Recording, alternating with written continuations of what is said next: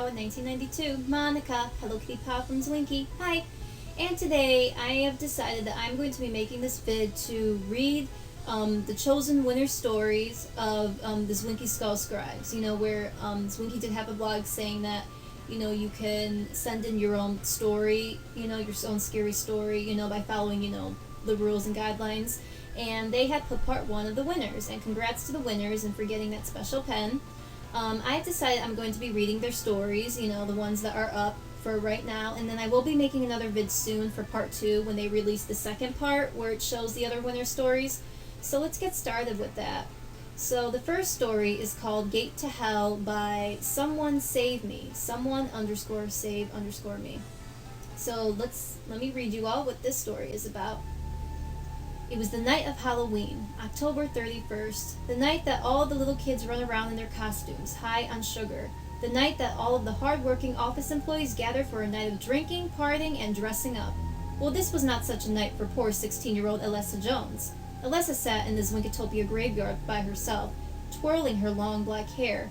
No, Alessa wasn't a very social person, no friends to go through haunted houses with, and no party invitations. So every Halloween she came and sat in front of her mother's grave and talked to her as if she were actually still alive.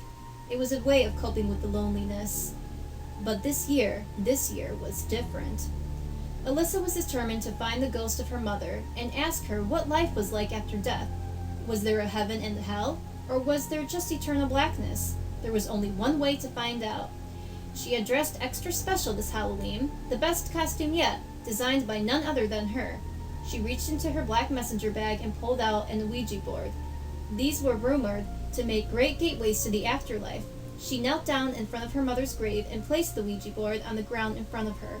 She spelled out the question, "Is anyone else here?" with her hands. To her surprise, her hands started moving of their own accord. Her heart thumped in her chest as they slowly spelled out, "Yes." Alessa spelled out the next question, "Is there a heaven?" Once again, the answer, "Yes." The next question, "Is there a hell?"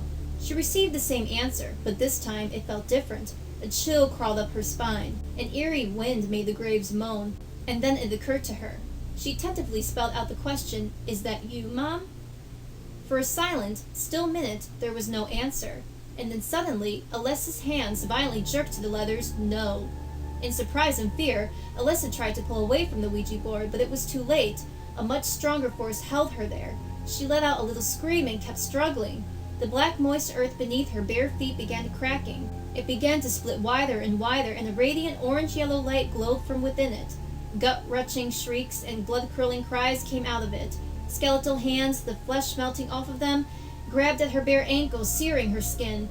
It swallowed Alessa into its burning flames and then sealed as if it was never there. Only her mother's grave now remained. The curse of the Jonas family still remains to this day. Mortals shouldn't meddle in affairs such as these. And that is the first story that they showed in the blog, created by someone_save_me, Someone Save Me. That was a very good story.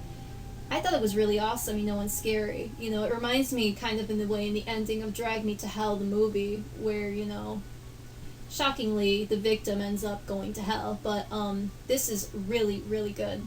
Congratulations. Okay, now we're going to start with the second story, and this story is called The Gift by AwesomeUnicorn37, awesome_unicorn_37. Let's start with this story.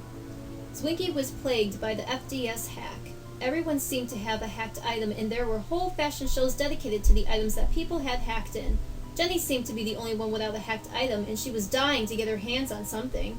On October 6th, she decided to join the fashion show and try to win a hacked item. The host of the fashion show said that he was going to hack in something really scary for the winner. Everyone was twittering with glee. As the usual themes were called up, it soon got down to Jenny and another girl. The other girl was really good, and then Jenny's favorite and best theme got called, Zombie. She quickly put on her saved outfit for the theme. It was better than the other girls by far. She was quickly crowned victor. The judge asked Jenny to wait until the room was empty so that he could tell her what she would win.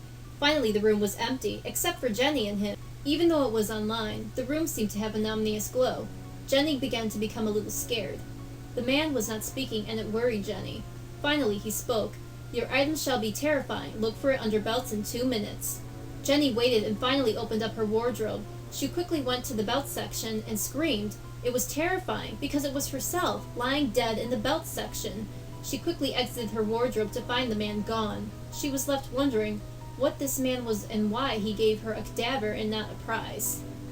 And that is the end of the second story that Awesome Unicorn 37 created. Great job. The FDS image hack is so getting out of hand. Almost everybody knows it, so this story in here is actually really good.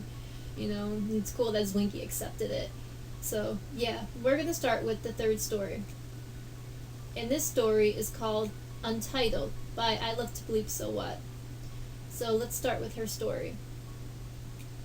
After weeks of mysterious disappearances, I was forced to stay home all week, with nothing to do but play on Zwinky. It was October, the month of the dead and creepy creatures. It was a cold, dark, and boring day. There was no one on Zwinky to converse with. I was about to quit Zwinky for the day, but all of a sudden my screen flashed all white, and in an instant every Zwinkster was gone, except for one, Misadventure. In the blink of an eye, 2 pair of firm hands grabbed me from my shoulders and dragged me into my computer screen. I felt myself falling into an endless pit when I blanked out.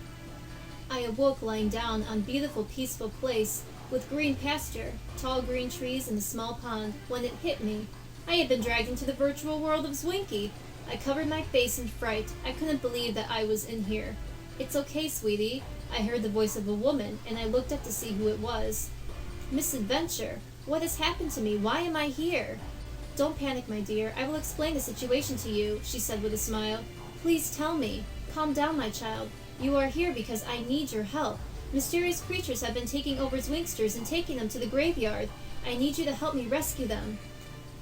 "I will do anything in my power to help you, Misadventure," I replied in desperation.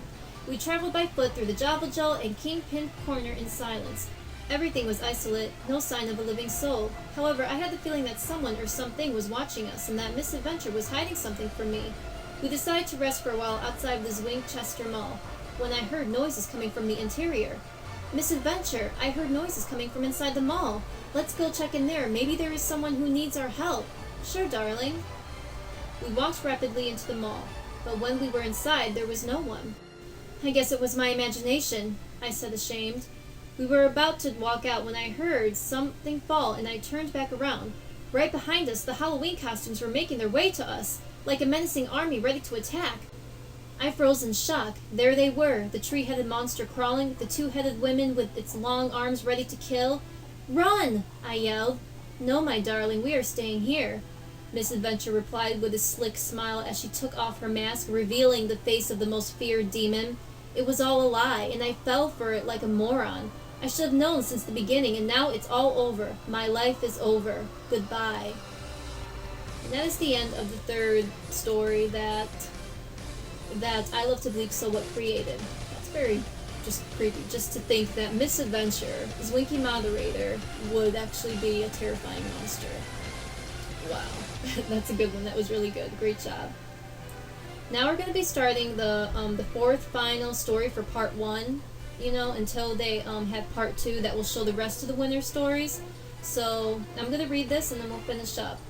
And now I'm going to start reading the fourth story, A Cliffhanger by 92Angel92. 92_Angel_92. I never imagined I'd feel so disturbed in my line of business. My name is Titchy, Rarcakes, codename 92Angel92. I work for Z headquarters, Zwinkitopia, a spy. Never have I seen such happenings before the incidental that occurred on that forsaken night. It all started with a task, a mission. I was to capture a student accommodating at ZSU's dorms who was thought to be experimenting with DNA. Little did I know of the reality of what the student was doing. Once arriving at the university dormitories, I noted that the campus was unusually quiet, too quiet for a busy place such as ZSU. And that was when I saw it from the windows, the red smoke that had flooded the inside. I took a few steps back and scanned the building floor by floor, and my thoughts had been correct. The red gas had contaminated all of the dorm. Well equipped, I reached for my gas mask first and secured it to my mouth and nose, and for my guns, 2 of them. With caution, I signaled my team to follow and slowly opened the door that led to the reception. The first thing that struck me was that there had been no bodies, dead or alive. It looked feasible that the students had all been evacuated already. However, I could feel the smoke tugging at my skin. I guess highly toxic to inhale and maybe even a little irritant. I also knew that this red fog was too thick to run through and survive just by looking at it. And then it happened. A scream from behind one of my men. His arm had been torn from his body. More screams of pain. The creature tore at him, gnawing at his flesh, ignoring his shrill cries. A creature that chilled me to the very core. Its shell was human, a human girl, but her interior was not human, not the least. It had 8 limbs, that of a spider, the most terrifying mouth, teeth of a piranha, tongue of a snake, eyes like a cat, wide and bright skin of scales, but so faint that at first glance you do not see them. Finally, claws that I have never before seen. As I gazed in horror, I finally understood why I had seen nobody. In one slick move, the creature's stomach opened in the shape of something so sinister.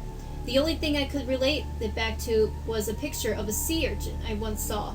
A million teeth appeared from where once the stomach was. They snarled and snapped and grew to a large extent of which it hid the creature. Many of my men tried to run back towards the exit, but unsuccessful. The creature's mouth found those who ran. I stayed put and kept my gaze on the creature until I was the only one left. I lifted my guns, aimed, and that is the end of a cliffhanger by 92 Angel 92. And this is the final story for part 1 that they have provided for us. Part 2 will show the rest of the winner stories, so stay tuned for that. I will be making part 2 of the vid to read to you all the stories and show them to you all the winners. So yeah, congrats to the winners, who were announced in the blog. Great job, congratulations, and see you, YouTubers.